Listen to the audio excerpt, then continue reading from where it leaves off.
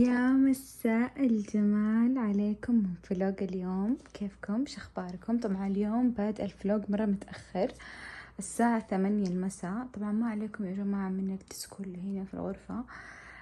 في الفلوق اللي قبل حق ترتيب الغرفة الطاولة هذه كانت موجودة هنا. طبعا انتم ما عليكم من القربعة، لأنه اليوم قعدت أسوي ترتيبات شوية في الغرفة، وقعدت أطلع أغراض ما أبغاها وأدخل أغراض ما أبغاها، بس قلت لازم إني أصور فيديو.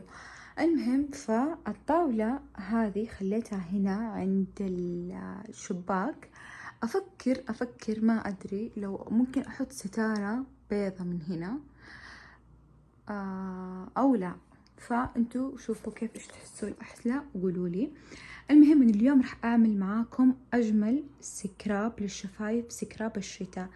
يلا يا حلوة تعالي معايا. المهم إنه هذا الفيديو صراحة انطلب مني كثير في السناب شات. بنات طلبوا مني إني أسوي لهم سكراب للشفايف، لأنه مع الشتاء شفايفهم مرة بتجفف. المهم أنا جهزت هنا الأغراض. بنات إيش رأيكم أقفل اللمبة؟ لأن أحسها شوية ممكن تزعجكم. أنا عادي متعودة عليها، بس عشان المشاهد. جهزت الأغراض الموجودة هنا. بسوي لكم سكراب بمكونات جدا جميلة وموجودة في كل بيت. أول حاجة أنا أمس رحت السوق واشتريت أغراض وكذا، وأخذت هذه العلب اللي زي كذا عشان أبغى يعني في بالي إني أسوي السكراب. أوكي، فراح أطلع واحدة من هذه العلب. خليني أحط الكاميرا هنا.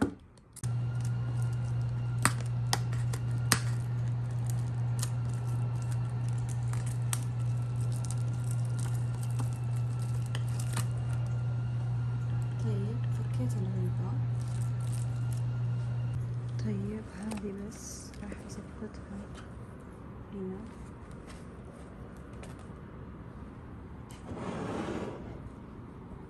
طيب أول شيء المكونات راح نحتاج عسل، أي نوع عسل عندك، مو شرط يعني عسل أصلي كذا.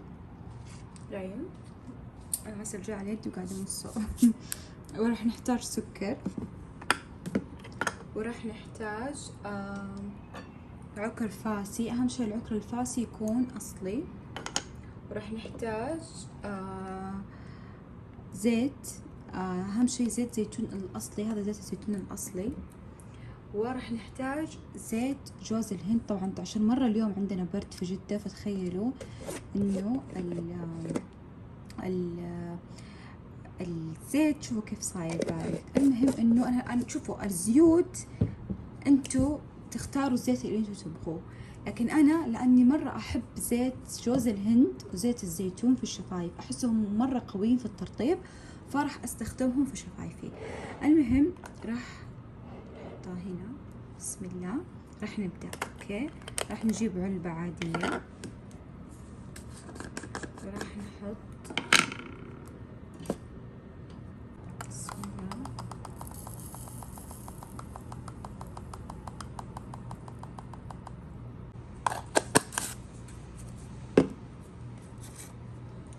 بعدين راح نحط العسل من أول شيء نخلط العسل مع السكر طبعا.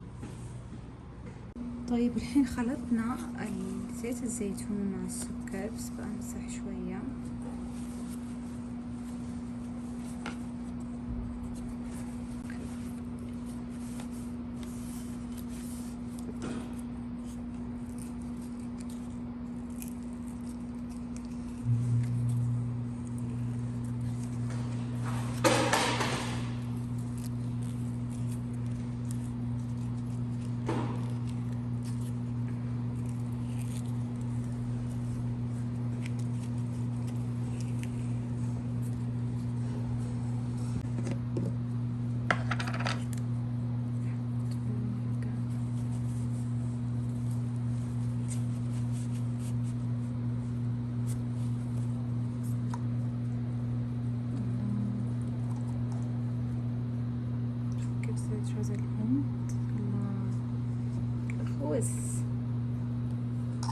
يسعد شوي السلامات.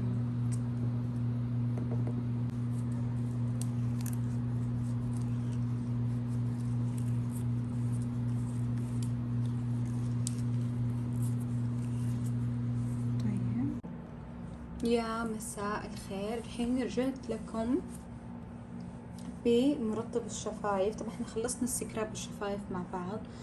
شوفوا بنات، السكراب هذا للشفايف انا سويته، كبرت الكمية شوية لانه الكمية الاولى صراحة اللي سويتها في هذا سويتها في علبة صغيرة زي كذا.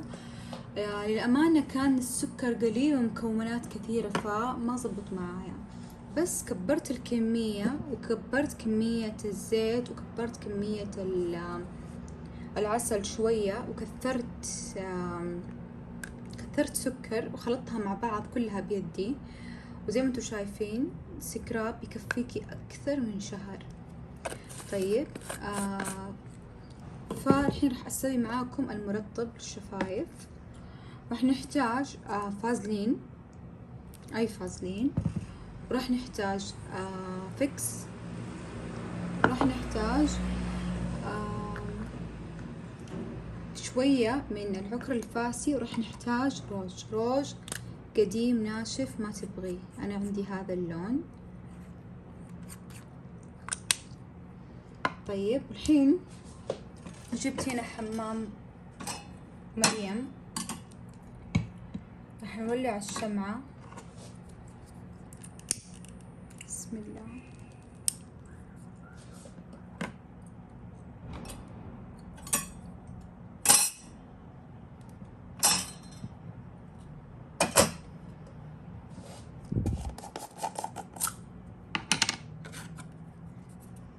نحط حاجة جدا بسيطة، كمية بسيطة يعني تكفينا.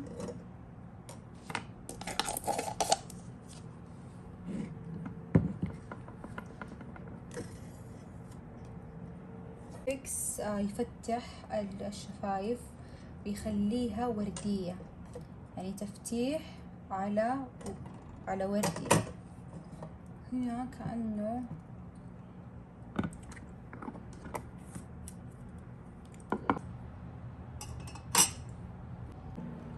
يا مساء الخير، الحين رجعت لكم بمرطب الشفايف. طبعا احنا خلصنا السكراب الشفايف مع بعض. شوفوا بنات، السكراب هذا للشفايف انا سويته، كبرت الكمية شوية لانه الكمية الاولى صراحة اللي سويتها في هذا سويتها في علبة صغيرة زي كذا. للأمانة كان السكر قليل ومكونات كثيرة فما زبط معايا، بس كبرت الكمية وكبرت كمية الزيت وكبرت كمية العسل شوية، وكثرت سكر وخلطتها مع بعض كلها بيدي. وزي ما انتم شايفين سكراب يكفيكي أكثر من شهر. طيب فالحين راح أسوي معاكم المرطب للشفايف. راح نحتاج فازلين، أي فازلين، وراح نحتاج فيكس، راح نحتاج شوية من العكر الفاسي، وراح نحتاج روج قديم ناشف ما تبغيه. أنا عندي هذا اللون. طيب الحين جبت هنا حمام مريم،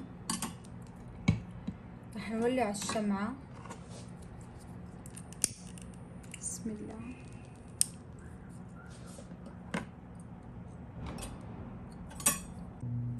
واخيرا خلص المرطب. طبعا كنت اتمنى اني اكون سويت كمية اكبر من هذه، بس هذا تكب معايا. تخيلوا، المهم انه ما تتخيلوا قد ايش الملمس يجنن يا بنات، غير الترطيب اللي انا شوفونه قبل شوية حطيت على شفايفي، مرة يجنن صراحة. طبعا هذا هو المرطب خلصنا منه، وهذا هو سكراب الشفايف. اوكي طبعا بنات، قبل كل شيء راح اقول لكم، بسم الله، قبل كل شيء راح اقول لكم على طريقة الاستخدام. اول شيء سكراب الشفايف، طبعا زي ما انتم عارفين انكم لازم تاخذون بملعقة او بحاجة كذا بسيطة على يدكم، وتسكربون بطريقة دائرية، وتضغطوا على الشفايف شوية، لأنه الشفايف مرات يكون فيها جلد ميت يعني لاصق في الشفاه، فما بيبان معاكم النتيجة. فلازم تضغطي شوية على نفس الشفايف. أوكي، طبعا هذا زي ما انتم شايفين مكونات، طبعا ما تتخيلون قد ايش الملمس جدا جميل. طبعا اللي حتجربه راح تفهم انا ايش قاعدة اقول. هذا طبعا استخدمنا فيه جوز هند، واستخدمنا فيه زيت زيتون، واستخدمنا فيه عسل، واستخدمنا فيه عكر فاسي. تمام. والثاني اللي هو المرطب زي ما انتم شايفين استخدمنا فيه فازلين، واستخدمنا فيه فيكس، واستخدمنا فيه لون روج، اي لون روج قديم عندك ما تبغي. ما تتخيلوا قد ايش النتيجة، خيال خيال خيال. ان شاء الله باذن الله تعجبكم. طبعا هذا يا بنات انا مجرباه، سويت كمية بسيطة قبل اسبوعين ومرة عجبني، وهذا برضو نفس الشيء، فحبيت اني اقول لكم اياه. وعلى فكرة ترى هذا السكراب يا بنات، الخلطات اللي انا بجيب لكم هي ترى هذه تجارية، فهمتوا؟ يعني هذا مرطب ترى تجاري، فانا ما بجيب لكم اي شيء، يعني اي حاجة يعني بستفيد انا منها، واي حاجة عجبتني ما ابخل اني انا اقول لكم عليها. عشان زي كذا حطي لايك على الفيديو، وحطي اشتركي في القناة، لا تنسي تدعميني.